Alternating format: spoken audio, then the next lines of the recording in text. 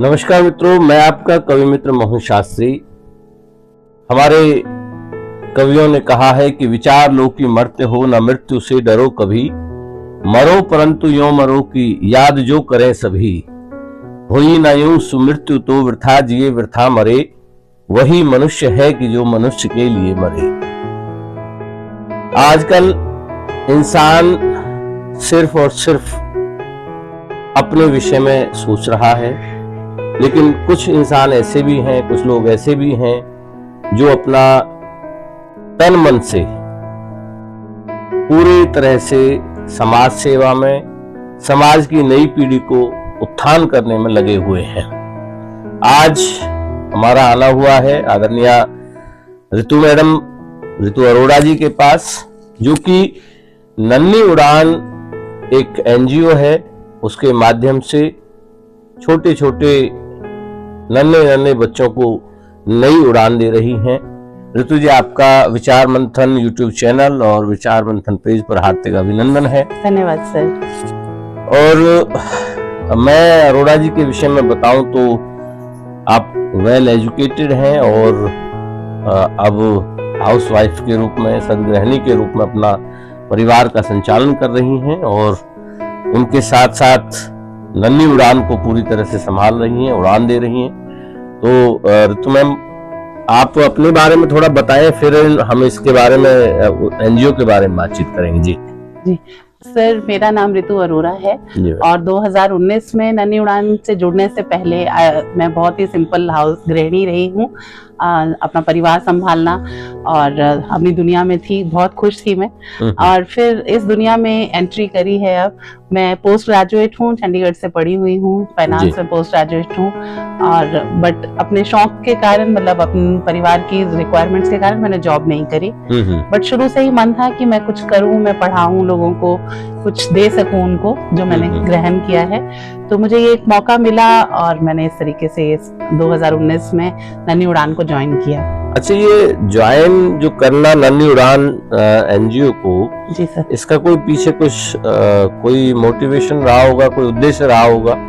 किस तरह से ज्वाइन किया? क्यों आप गए, क्यों मिले उन लोगों से? हाँ जी जी सर, एक्चुअली ये जो समाज सेवा का ये होता है, ये आपके संस्कारों से आता है, परिवार से आता है। तो मेरे मम्मी पापा किसान हैं और मम्मी सरपंच रहे हैं, तो मैंने उनको बचपन से। कौन सा गांव अपना रहा? सर, हम लोग हाथौद करके एक गांव है शिवपुरी जिले से, एमपी में। अच्छा, तो मेरे मम्मी वहाँ सरपंच रहे काफी सालों तक और शुरू से मैंने उनको देखा कि आसपास जो जनता थी जो बहुत ज्यादा तकलीफ में थी, तो मम्मी काफी अपने हद से आगे जाके उनकी सेवा करते थे। और डैड भी ये शुरू से मैंने घर में वो देखा एटमॉस्फेयर।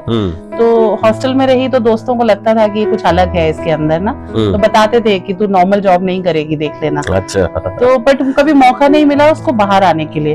तो एज अ हाउसवाइफ जब भी कुछ मौका मिलता था छोटा मोटा, तो मैं दोस्तों के साथ मिलके कर लेती थी। जैसे अर्थ सेवियर्स है या कहीं से भी कोई रिक्वायरमेंट आती थी तो लोगों को इकट्ठा करा, थोड़ा पैसा इकट्ठा करा और मैं हेल्प करती थी जी। पर वो पूरे दिल से नहीं हो पा रहा था, मतलब दिल अभी कहीं और था जी। तो फिर सर, जैसा आपने पूछा कि कैसे आगे बढ़ा, तो सर मेरे बेटे का एडमिशन हुआ 2019 में कॉलेज में। अच्छा। और खुशी में जैसे हम बच्चे की नजर उतारते हैं, तो मैंने वो नजर उतारी और मैंने वो मंदिर में मैं कम देती हूँ पैसे, तो मुझे लगा कि वो किसी के काम आ जाए। मेरी एक दोस्त ने बताया कि हमारे बहुत करीब एक पार्क है सर, छोटू राम पार्क जी। वहाँ कुछ यंग बच्चों को पढ़ाते हैं शाम को फ्री में जी। तो मैं उन बच्चों के पास चली गई जो बच्चे पढ़ा रहे थे। शगुन, शुभम, ललित नाम है उनके, संदीप और राजन जी। तो वो पढ़ाते थे आफ्टर ऑफिस, जैसे वो लोग 4-5 बजे आते थे और उसके बाद पढ़ाते थे जी। तो मैं बड़ी ही इंस्पायर हुई कि मतलब सारा दिन नौकरी करते हैं, हॉस्टलों में रहते हैं और फिर भी पढ़ाते हैं। तो मैं वो उनसे पूछ के स्टेशनरी देके वापस आने लगी। तो वो बच्चा मुझे बड़ा अच्छा लगा जो उस टाइम मेन वो संभाल रहा था जो। तो मैंने उसको बोला, बेटा कभी जरूरत लगे तो मुझे बुला लेना। तो मैं पढ़ा तो नहीं पाऊंगी, I am not a very good teacher, but कुछ और एक्टिविटीज, थिएटर, ये सब I was good in that, क्योंकि मैं हॉस्टलर रही शुरू से। सर 10 दिन बाद ही उसका कॉल आ गया, मैम आगे 15 अगस्त का महीना रह गया है, हम कुछ करना चाहते हैं, कुछ सिखाना चाहते हैं नया, अगर आप हेल्प करेंगे जी। और सर वो दिन है और आज का दिन है, मैं वहीं की होके रह गई हूँ।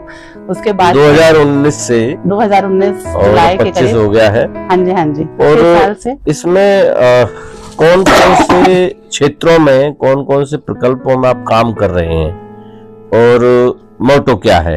हाँ एक तरह से मैं पूछना चाहूंगा नन्ही उड़ान का। हाँ जी हाँ जी जी सर, जब उन बच्चों ने, जो मैंने आपको 4-5 नाम बताए, उन बच्चों ने सर कॉलेज में से आके यहाँ पर जॉब स्टार्ट किया जी। तो वो लोग बहुत छोटे छोटे जॉब कर रहे थे यूपी से आके हॉस्टल्स में। तो वो मोटो लेकर ये आए थे कि हम लोग दुनिया में जैसे द फीमेल्स के ऊपर जो प्रॉब्लम आ रही है उसको सॉर्ट करना चाह रहे थे। बट वो आपको पता है उसके लिए पावर और मनी की जरूरत होती है। तो उन लोगों ने सोचा कि क्यों ना हम एजुकेशन देते हैं, उससे अगर लड़का और लड़की दोनों पढ़े लिखे होते हैं तो उनको अपना पता होता है कि उनकी मर्यादाएं क्या है जी। तो सर उन्होंने ऐसे स्टार्ट किया था। तो वो हम जब बच्चे 5 से 10 से करते करते 100 हो गए, तो हमें लगा कि अब हमें रजिस्टर करा लेना चाहिए सो दैट हम कुछ फैसिलिटीज भी उन बच्चों को दे सकें। और सर हमने नन्ही उड़ान के अंडर इसको रजिस्टर कराया। तब मकसद एक ही था कि बच्चों को पढ़ाना है और कुछ आगे उनके लिए करना है कि वो पैरों पे खड़े हो सकें। फिर उन दिनों में सर पढ़ा तो हम रहे ही थे और उन दिनों में कोविड ने स्ट्रक किया एकदम से। और कोविड में सर जब वही 100 बच्चे हमारे शक्लें देखते थे, क्योंकि नौकरियां चली गई, घर में पैसा नहीं है, तो वो लोग फोन करते थे। बड़ी समस्या हुई थी, बहुत समस्या सर। और गरीब तबके को बहुत समस्या आई, उनके घर में सेविंग नहीं थी। तो सर वो जब हमारे फोन आते थे कि मैम आज रोटी भी नहीं है, तो फिर हम लोगों ने आपस में सोचा कि थोड़ा थोड़ा कैसे भी करके इन लोगों को एटलीस्ट हम लोग इन लोगों को खाना तो पहुंचाएं जी। तो हमने राशन से स्टार्ट किया सर, जितना हमसे हो पा रहा था। और फिर वो करते करते सर जैसे कोविड खत्म हुआ तो फिर सोचा कि जब हम ये कर पा रहे हैं तो इसको बंद ना करके हम प्रिपेयर्ड फूड देते हैं, बहुत बढ़िया कुक्ड फूड देते हैं जी। तो सर हमारे जो 4 लड़के हैं, जो 5 लड़के हैं, उन लोगों ने बात करी हम लोगों ने आपस में कि चलो एक और प्रोजेक्ट स्टार्ट करते हैं। तो हमने प्रोजेक्ट अन्नपूर्णा के नाम पे उसको सर स्टार्ट किया 4 साल पहले। और 200 लोगों को खाना हम लोग कुक करवाते हैं, राजमा चावल या छोले चावल, साथ में कुछ मीठा, जैसे भी हमसे हो पाता है। और 200 को देते थे सर, अब 300 तक हम पहुंच चुके हैं। तो हर रविवार सर हम हर रविवार 10:30 बजे ओल्ड फरीदाबाद चौक पे खाना खिलाते हैं। और उसमें अब हमारे साथ कुछ और वॉलंटियर्स धीरे धीरे जब लोगों ने देखा कि ग्राउंड पे काम करते हैं तो काफी अच्छे परिवार हमारे साथ जुड़ गए हैं। बहुत अच्छी बात। कुछ हम लोग कंट्रीब्यूट करते हैं, कुछ वहां से आता है। और सर जैसे किसी का बर्थडे एनिवर्सरी है तो पूरा का पूरा स्पॉन्सरशिप भी आता है। बहुत बढ़िया। और उसके अलावा और कौन सा, शिक्षा हो गई, अब खाना भी हो गया, अन्नपूर्णा भी हो गई है सर। देन क्योंकि उन बच्चों में जो हमारे कोऑर्डिनेटर्स, जो हमारे मेन लोग हैं, उन लोगों में से फिर एक निकल के आया कि मैम जब ये कर पा रहे हैं तो चलो एक और सही। तो फिर हमने स्ट्रे एनिमल्स के लिए स्टार्ट किया। तो उसमें क्या होता है सर, हम लोग स्ट्रे एनिमल्स को एवरी संडे फरीदाबाद में 3 जगह पे अलग अलग जगह पे ब्रेड और दूध लेते हैं और अलग अलग जगह स्ट्रे एनिमल्स को खिलाते हैं। कभी कोई मेडिसिन की जरूरत हो, कोई खाज खुजली की, तो वो भी प्रोवाइड करते हैं। तो 3 जगह इसलिए चुनी है कि जो बच्चे कर रहे हैं, मान लीजिए जो जिस एरिया में रहता है वो वहां जाके कर लेता है और फिर हम लोग इस तरीके से मैनेज करते हैं। बहुत अच्छा। और सर उसके अलावा भी हम लोगों ने जैसे प्रोजेक्ट वुमेन एम्पावरमेंट स्टार्ट किया था। तो उसमें हम लोगों ने क्या किया हुआ है सर, जैसे हमें कहीं बहुत सारी जगह से कॉल आ जाती है कि हम ये कोर्स करा रहे हैं, चाहे ब्यूटिशियन का है, स्टिचिंग का है या कोई और कोर्स है, तो हम लड़कियों को वो कोर्स करवाते हैं और फिर उनकी जॉब में हेल्प कर देते हैं। तो अभी हमारे कितने बच्चे, जैसे आपने बताया वही कुछ बच्चे पढ़ रहे हैं पॉलिटेक्निक कॉलेज वगैरह में, कितने बच्चे कहाँ क्या किस तरह से? सर हमारे पास जैसे जो बच्चा 10th अच्छे नंबरों से पास करता है, मान लीजिए 2 साल पहले तक तो ये था कि 10वीं तक हम पढ़ाते थे, पर 11वीं 12वीं पढ़ाने के लिए आपको टेक्निकल टीचर्स चाहिए जो हमारे पास नहीं थे। तो हम 10वीं के बाद छोड़ देते थे कि आप बच्चा अपना खुद देखेगा। पर जब हम 10वीं में सर रिजल्ट बहुत अच्छे आए, हमारे बच्चों ने 96 तक भी स्कोर किया, फिर लगा कि अगर अब हमने इनके ऊपर से हाथ हटा दिया तो ये लोग फिर वापस वहीं चले जाएंगे, क्योंकि वो पे करके आगे पढ़ नहीं पाएंगे। तो वी थॉट कि हम उनको कुछ देखते हैं क्या कर सकते हैं। फिर कुछ काइंड लोग हैं जो हमारे साथ जुड़े हुए हैं, उनसे रिक्वेस्ट करी, तो अब हमारे सर 28 बच्चे बाहर पढ़ रहे हैं। बहुत उनमें से 6 लड़के सर पॉलिटेक्निक है कैथल के पास, वहाँ हॉस्टल्स में रहते हैं। 7 लड़कियां सर हमारी पॉलिटेक्निक सेक्टर 8 में पढ़ रही हैं, वुमेन पॉलिटिकल में। 2 नीम का जेल के पास जैस्मिन कॉलेज है, वहाँ पढ़ रहे हैं। और उसका नेक्स्ट जो बैच आया सर, उन्होंने और भी अच्छा स्कोर किया, तो फिर हमने डीएवी स्कूल में रिक्वेस्ट करी, तो हमारे इस टाइम पे 11 बच्चे डीएवी स्कूल में पढ़ते हैं। बहुत बढ़िया मैम, आप तैयारी कर रहे हैं, जो काम कर रहे हैं ना, ये सच में ही काम तो ये है। देखिए सब अपने लिए तो सब कर रहे हैं, लेकिन असलियत में तो काम ये है। और अगर मैं पूछूं मैम, तो कई बार क्या होता है ना कि तरह तरह की सोसाइटी में लोग हैं, तो कई बार जैसे आप खाना ही खिला रहे हो जानवरों को, तो उस पर भी कई कुछ इस तरह की प्रॉब्लम्स या कोई अच्छे अचीवमेंट वो कुछ शेयर करना चाहें आप? सर अचीवमेंट्स तो बहुत सारी हैं, जैसे कि मैत्री कॉलेज में हम लोग अभी गए थे, तो वहाँ पर 65 एनजीओज आई थी, बट हमारे बच्चों ने बहुत सारी ट्रॉफीज जीती, तो वो हमारे लिए बहुत बड़ी अचीवमेंट थी। क्योंकि जो कार्यक्रम का तो मैं भी गवाह है, और आपने भी देखा था कि हर प्राइज के बाद नन्ही उड़ान का नाम आ रहा था, और आपने अनाउंस करा था कि इन्हीं को दे दो सारे। तो सर यही मैत्री कॉलेज में भी हुआ। और सबसे बड़ी बात है सर, जो एनजीओज आए थे, मैं ये नहीं कह रही हूँ कि कोई भी बुरा है, बहुत अच्छे काम कर रहे हैं, बट सर उनके पास एक जगह है, एक बिल्डिंग है ना, एक टाइमिंग्स है। हम लोगों के साथ थोड़ी दिक्कत क्या है सर, हम ओपन पार्क में पढ़ाते हैं, बरसातों में भी हमारे लिए दिक्कत, गर्मियां सर्दियां हमारे लिए दिक्कत, बट हमारे पास सर इतने डेडिकेटेड बच्चे हैं, आप तो गवाह हैं उन चीजों के, कि सर वो लोग मतलब बहुत ठुठुरती ठंड में भी प्रैक्टिस करने पहुंच जाते थे, और वो बहुत गर्मी में भी झुलस से उसमें भी वो लोग प्रैक्टिस नहीं छोड़ते हैं। अगर हमने बोल दिया कि हमने कहीं लेके जाना है, तो वो पूरा करते हैं, पढ़ाई भी पूरी करते हैं सर।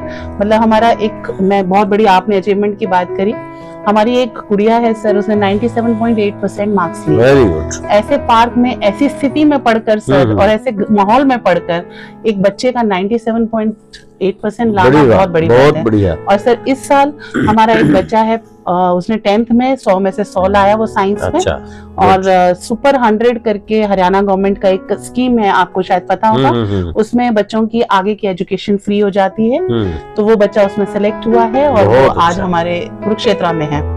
तो ये हमारे लिए बहुत बड़ी अचीवमेंट है सर, कि ऐसे हालात में पढ़ के वहाँ जाना। मैं मतलब कहूँगा कि जो हीरे होते हैं ना मैम, वो अपनी चमक बिखेर लेते हैं। वो कई बार क्या होता है कि धूल मिट्टी उनको थोड़ा ढक लेती है, कोई सही हाथ लगा तो वो उनको पार की लग रहे हैं, तो वो सही हो जाएगा। सर थोड़ा सा उनको जरूरत थी, और वो क्योंकि हमारे साथ YMCA का NSS सेल है सर, तो एक बच्चा आया था हमारे साथ, वो यहाँ पीजी में रहता था, और जब मैं डेली पढ़ाने निकलती थी घर से, गली में देखता था, तो बोलता था मैम मुझे बड़ा अच्छा लगता है कि आप अपने रूटीन से पढ़ाते हैं, तो मैं पढ़ाऊंगा। सर उसने हमारे साथ स्टार्ट किया, और उसने फिर कॉलेज में बताया कि मैं पढ़ाता हूँ, और ऐसे करके आज हमारे पास 50 के करीब टीम है, और कॉलेज के बच्चे हैं सर, वॉलंटरली पढ़ाते हैं, और हम लोग तो उनको सैल्यूट करते हैं कि उनके कारण आज हम जहाँ खड़े हैं, उनके कारण खड़े हैं। बहुत अच्छी बात है। हाउस वाइफ सर इतना नहीं पढ़ा सकती है, इतना टेक्निकली 10th को, तो वो बच्चे मैम ये है ना कि कहीं ना कहीं भाव जब पैदा होता है, जब घर में कोई बड़ा अच्छी तरह से डेडिकेशन से काम कर रहा है, जैसे आप कर रहे हैं, गाइड कर रहे हैं, तो कहीं ना कहीं अगले जो पीढ़ी, समझ लीजिए इसको पीढ़ी समझ लीजिए, परिवार के बच्चे हैं वो, तो वो आगे अच्छा कर रहे हैं। और जो बच्चे पिछड़े तबकों से या कहें गरीब हैं आज के टाइम में, अगर वो आज उठ गए तो सारे क्राइम और सब चीजें खत्म हो जाएगा सर। सबसे बड़ा अब बच्चों का मकसद यही था सर शुरू करने का, कि क्राइम खत्म करने का सबसे बेस वो है कि आप उनको पढ़ा दीजिए, एजुकेट कर दीजिए। और अब हमारे साथ सर इंदिरा कॉलोनी के बहुत बच्चे, 60 बच्चे करीब हमारे पास इंदिरा कॉलोनी के आते हैं, और अगर मैं इस बात की गारंटी लेती हूँ कि मेरा एक भी बच्चा गाली भी नहीं देता होगा, बिकॉज सर हमने उस तरीके से उनको पॉलिश किया है। हम कम बच्चे लेते हैं, बट फिर हम उनको एक मूर्ति की तरह पूरा पॉलिश करते हैं। बिल्कुल। और कहीं ना कहीं हम आपके लिए शुभकामनाएं करेंगे मैम। और मैम मैं पूछना चाहूंगा कि कुछ ऐसे अवसर भी कई बार आते हैं जब ऐसा लगता है कि ईश्वर का धन्यवाद करें, बिल्कुल, या कोई ऐसी अचीवमेंट, कोई विशेष बात आप शेयर करना चाहें इस दौरान, जो नन्ही उड़ान के साथ आप इतने सालों से हैं, तो कोई और विशेष अचीवमेंट को ध्यान में आती हो? सर विशेष अचीवमेंट यही है कि जब हम बड़े स्कूल में गए बच्चों को लेके जी, या हम कॉलेजेस में लेके जाते हैं, जब भी जहाँ भी परफॉर्मेंस का मौका मिलता है, अभी एक बहुत बड़ा स्कूल है ग्रेटर फरीदाबाद में, हम वहाँ फंक्शन के लिए लेकर गए तो वहाँ बहुत बड़े बड़े स्कूल के बच्चे आए थे पार्टिसिपेट करने और हमें मौका मिला कि हमें भी बुलाया गया था। और सर जब हम उनको लाइन में लेके जा रहे थे तो मुझसे पूछा गया कि which school do you belong to, तो I said we belong to NGO, we are under privileged kids and we belong to NGO. तो दे सेड कि हैरान है हम लोग कि आपके बच्चों का जो डिसिप्लिन है और जो बाकी बच्चों का डिसिप्लिन है, हम बहुत हैरान हैं कि मतलब पार्क में पढ़ने वाले बच्चों का they are in a line, they are beautifully dressed, किसी का एक भी बाल नहीं निकला है किसी का, और आप उन बच्चों को देखिए वो समझते ही नहीं है कि टीचर टीचर है, गुरु गुरु है, क्योंकि सर उनको कुछ समस्याएं हैं। एक्चुअल में क्या होता है मैम, जहां तक मैं समझ पा रहा हूँ कि पेरेंट्स ने बच्चे को छोड़ दिया, हाँ जी, उसके बाद देखा नहीं, बिल्कुल शाम तक नहीं देखा, जो सर ने करा दिया, मैडम ने करा दिया, हाँ जी, और यहाँ आप उनको पूरी तरह से, आप ही पेरेंट्स हैं, आप ही उनके टीचर हैं। बिल्कुल सर। तो ये भी एक समस्या आ रही है और ये समस्या एक इस समय बहुत बड़े रूप में बढ़ रही है। बिल्कुल सर। और मैं समझता हूँ जो कोरोना काल के बाद जो समय आया है, ये बच्चे सारे वो हैं जो फोन में कई घंटे लगे रहते हैं सर, बिल्कुल। तो ये तो सभी पेरेंट्स और टीचर को ही, खासकर पेरेंट्स को भी सोचना पड़ेगा कि अगर हम बच्चे पर ध्यान नहीं दे रहे हैं, सिर्फ स्कूल भेजना ही जिम्मेदारी नहीं है, उसके अलावा भी हमें ध्यान देना पड़ेगा। सर दूसरा आप कर रहे हैं ना, एक्सप्लॉयटेशन बच्चों का बहुत ज्यादा इसलिए भी है क्योंकि आजकल इतना कुछ दे रहे हैं हम बच्चों को, ओवर दे रहे हैं, तो वो बच्चों को ना तो उन चीजों की वैल्यू रही है, ना उनको अपने गुरुओं की रिस्पेक्ट रही है, क्योंकि हम एज अ पेरेंट उनको समझाते भी नहीं है तुम सबसे अच्छे हो, तुम बेस्ट हो, हम इतना ज्यादा उनको पुचकार लेते हैं कि ये भूल जाते हैं कि हम मतलब बड़ों की रिस्पेक्ट कैसे करनी है। मैंने देखा है बहुत अच्छे अच्छे स्कूल्स के बच्चे भी किस तरीके से बिहेव करते हैं, पर जब नन्ही उड़ान में बच्चा आता है, नया बच्चा आता है, तो हम उसको 1 महीना अलग से तैयार करते हैं कि वो एक तो मेन स्ट्रीम में बैठने लायक हो जाए, एक उसके मतलब शब्दावली पे हम बहुत ध्यान देते हैं,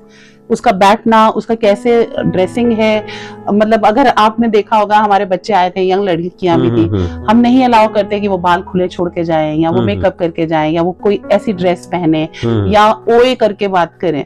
तो ये चीजें सर हम लोग पहले 1 महीना उस पर वर्क करते हैं कि जब तक हम एज अ पर्सन उनको नहीं चलाएंगे, हम एज अ स्टूडेंट का कोई फायदा नहीं है। तो कुछ चीजें हैं सर जो हम बहुत स्ट्रिक्ट रूल से चलाते हैं और टचवुड हमारे साथ बहुत अच्छी बात है, और हम यही शुभकामना करेंगे कि आप इसी तरह से समाज सेवा में और उन बच्चों के भविष्य को बनाने में निरंतर लगे रहें। तो आप नन्ही उड़ान के जो हमारे सभी और सदस्य हैं, हाँ जी, एक बार नाम बताएं उनके क्या क्या हैं, हम उनका भी सर, क्योंकि जो भी है सर उन्हीं के कारण है। जैसे मैंने आपको पहले बताया कि 5 दोस्त हैं जिन्होंने शुरू किया, और सर मैं, आपने बोला अचीवमेंट, तो मैं जब भी उनसे बात करना शुरू किया, और सर मैं, आपने बोला अचीवमेंट, तो पहले मुझे पता ही नहीं था कि जिंदगी इतनी खूबसूरत भी है, क्योंकि बस सर जी रहे थे, ठीक है अपना परिवार सबको प्यारा होता है, बट सर अब लग है क्योंकि बस सर जी रहे थे, ठीक है। तो उन बच्चों का नाम शगुन, शुभम, ललित, संदीप और राजन है सर, जो 5 बच्चे यहाँ आए थे। हाँ जी सर, यहाँ इको कैब में जॉब कर रहे थे, अब सब देश के अलग अलग कोनों में बाहर है। तो और ये 5 तो सर दोस्त हैं जिन्होंने शुरू किया। उसके बाद सर बहुत लोग नए जुड़ते गए, जैसे हाउसवाइफ्स हैं, मेरा नाम ऋतु अरोरा है, एक किरण जी हैं हमारे साथ, वो बहुत डेडिकेटेड हैं और बहुत अच्छे से पढ़ाती हैं, और वो पार्क में होंगी इस टाइम पर, पढ़ा रही होंगी, कोऑर्डिनेट कर रही होंगी। बाकी सर मोहित हैं, रवि हैं, विपिन जी हैं, और भी हमारी पूरी टीम है सर, घई सर हैं, सुमित जी, समित जी, तो ये रणविजय जी, तो ये सर हमारी 11 लोगों की तो मैनेजिंग कमेटी टीम होती है। और उसके अलावा सर यंग बच्चे जो कॉलेज के हैं उनको तो सर मतलब हम लोग दोनों हाथ जोड़ के सम्मान देते हैं। उस दिन भी शायद आप थे तो आपने देखा होगा, रिया और ऋतिक के बच्चे थे जो कॉलेज के बच्चे, सर उनके लिए और भी अच्छा लगता है, उनसे बहुत कुछ सीखते हैं हम लोग कि हमें तो सब कुछ सेटल्ड है, मेड है, काम करा चले गए, उन बच्चों ने जाके घर पे कपड़े भी धोने हैं, पीजी में रहते हैं, काम करना, खाना भी इंतजाम करना, उसके बावजूद भी सर वो 2 घंटे पढ़ाते हैं। और सर आप बिलीव करेंगे, जब 10th का बोर्ड आता है, सुबह 8 बजे से रात के 8 बजे तक पढ़ाते हैं वो लोग। मतलब हमें जाके बीच में से मैं उठ के जाती हूँ और उनको बोलती हूँ बेटा प्लीज कुछ खाया हो। अच्छा मैं घर से बना के ले आती हूँ और वो भूखे प्यासे सिर्फ पढ़ाते रहते हैं और वही रीजन है कि आज हमारे बच्चे सुपर 100 में हैं। तो मैम बहुत हम इस पॉडकास्ट के माध्यम से बस सभी से ये अपील करेंगे, प्रार्थना करेंगे कि जो इस तरह के हमारे एनजीओ, नन्ही उड़ान जैसे एनजीओ काम कर रहे हैं, उनका हम कहीं ना कहीं मॉरल बढ़ाते रहें, उनको प्रोत्साहित करते रहें, ताकि समाज में इसी तरह के अच्छे काम होते रहें। और एक संदेश के रूप में आप ऋतु जी क्या कहेंगे, संदेश जो देना चाहें तो? सर संदेश यही है कि ईश्वर ने हमें बहुत ब्लेसिंग्स दी हैं, बहुत कुछ हमारे ऊपर उनका वो रहा है आशीर्वाद। तो अगर हम थोड़ी थोड़ी ब्लेसिंग्स भी, और ये जरूरी नहीं है कि आप पैसे के रूप में दीजिए, आप समय के रूप में दीजिए, आपको जैसा भी ठीक लगता है, आप ये ब्लेसिंग्स अगर बांटेंगे तो आप भी खुश रहेंगे और दुनिया में और भी खुशियां बढ़ेंगी। तो अपनी ब्लेसिंग्स को बांटिए। और हमारे साथ बहुत सारे लोग हैं जो समय नहीं दे पाते हैं, बहुत अच्छे अच्छे काम करते हैं, जॉब्स करते हैं, बिजनेस में हैं, बट अगर आज हम चल रहे हैं तो हमारे साथ बहुत बड़ी एक दीवार है जो इस तरीके से हमारी मदद कर रही है। तो फाइनेंशियली एफर्ट या किसी भी तरीके से थोड़ा थोड़ा ब्लेसिंग जरूर बांटिए दुनिया में, मुस्कुराहटें बहुत बढ़ जाएंगी। तो मित्रों, आज के इस पॉडकास्ट में हम हैं आदरणीय ऋतु मैम के साथ, जो कि नन्ही उड़ान एनजीओ के माध्यम से और अपनी पूरी टीम के साथ आज लगभग 300-400 बच्चों को फ्री एजुकेशन, खाना और बहुत सारी चीजें उनके लिए कर रही हैं। और उसके अलावा भी एनजीओ के बहुत सारे प्रकल्प हैं जो काम कर रहे हैं। और मैं सिर्फ इतना ही कहूंगा कि आप हम सभी का भी ये दायित्व है कि हम भी इसी तरह के अच्छे काम करते रहें और समाज में जो हमारे थोड़े बिछड़े हुए या पिछड़े अपने भाई बंधु हैं, उनका किसी माध्यम से हम सहयोग करें। और ऋतु जी आपने समय दिया और मैं मतलब बता नहीं सकता मैं कितना इस समय खुश हूँ, क्योंकि ऐसे देखिए कहीं ना कहीं ये काम हम सब मिलके करते हैं तो बहुत अच्छा लगता है।